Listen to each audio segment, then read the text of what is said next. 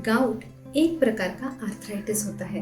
इस आर्थराइटिस में uric acid नाम के क्रिस्टल्स छोटे छोटे जॉइंट्स में इकट्ठा होते हैं और इसकी वजह से गाउट के अटैक्स फॉर्म करते हैं और गाउट के सिम्टम्स निर्माण करते हैं। गाउट टिपिकली एक या एक से ज्यादा जॉइंट्स में अफेक्ट हो सकता है। सबसे कॉमनली गाउट पैरों की बड़ी उंगली को अफेक्ट करते हुए देखा गया है, लेकिन गाउट के सिम्टम्स रिस्ट, एंकल, एल्बोज में भी देखे जा सकते हैं।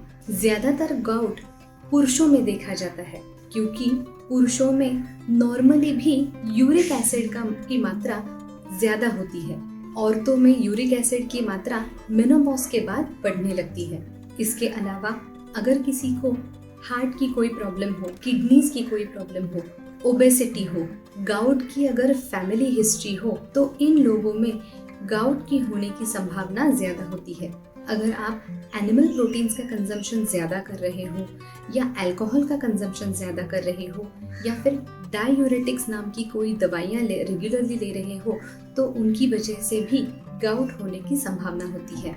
तो ये गाउट एग्जैक्टली होता कैसे है? कुछ खाने या कुछ ड्रिंक्स में प्यूराइन्स नाम का एक केमिकल हमारे शरीर में आ जाता है। जब हमारे शरीर में इस प्यूराइन्स को ब्रेक डाउन यानी कि इस प्यूराइन्स को डाइजेस्ट करने की बारी आती है, तब इसका एक बाई प्रोडक्ट निकलता है जो होता है यूरिक एसिड। नॉर्मल केसेस में यूरिक एसिड किडनीज में से फिल्टर होके हमारे यूरिन के द्वारा शरीर के बाहर निकल जाता है, लेकिन अगर किडनी सही से फंक्शन ना कर पा रही हो या फिर यूरिक एसिड की मात्रा बहुत ज्यादा हो, तो ये यूरिक एसिड शरीर में कुछ हद तक रहने लगता है। फिर धीरे धीरे करके ये यूरिक एसिड छोटे छोटे जॉइंट्स में इकट्ठा यानी कि जमा होने लगता है। ये यूरिक एसिड क्रिस्टलाइन फॉर्म का रहता है। जब ये यूरिक एसिड जॉइंट्स में सफिशिएंटली बना जाए, तब उसकी वजह से सिम्टम्स डेवलप होने लगते हैं। धीरे धीरे करके जब यूरिक एसिड किसी जॉइंट में जमा होने लगे, तो ये गाउट फॉर्म करता है। गाउट के एक एपिसोड को गाउट अटैक ऐसे कहा जाता है। गाउट का अटैक सडनली ओवरनाइट भी डेवलप हो सकता है।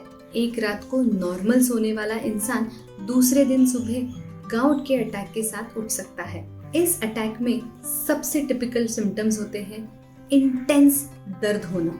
जिस भी जॉइंट को गाउट अफेक्ट कर रहा है, उस जॉइंट में बहुत ही सिवियर दर्द होता है।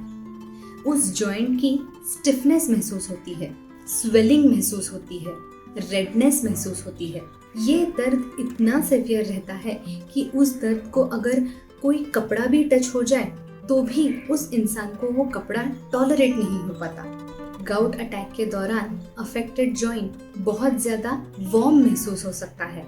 ये वार्मथ इतनी सिवियर हो सकती है कि पेशेंट कई बार ऐसे भी कहते हैं कि डॉक्टर ऐसे लग रहा है कि जॉइंट में आग लग गई है। गाउट का अटैक कभी कभी 1 हफ्ते तक या 2 हफ्तों तक भी चल सकता है। 2 अटैक्स के बीच में पेशेंट पूरी तरह नॉर्मल होता है।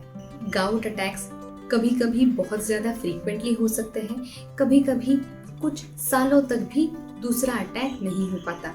इसकी फ्रीक्वेंसी डिफाइंड नहीं रहती। किस पेशेंट में कितनी फ्रीक्वेंसी के साथ गाउट के अटैक्स आएंगे, ये कोई नहीं कह सकता। जिस जॉइंट को गाउट अटैक पहले हो चुका है, उस जॉइंट में दोबारा भी अटैक आ सकता है। अगर आपको या आपके किसी नज़दीकी इंसान को ऐसे सिम्टम्स प्रेजेंट हो रहे हो, तो अपने डॉक्टर को जल्द से जल्द संपर्क करें। शायद आपको गाउट का इवैल्यूएशन करना ज़रूरी हो सकता है। ऐसे ही अलग अलग मेडिकल टॉपिक्स के बारे में अगर आपको जानकारी चाहिए हो, तो तुरंत हमारे इस चैनल को सब्सक्राइब करें। लाल कलर का बटन दबाएं और हमारे इस चैनल को सब्सक्राइब करें। Thank you.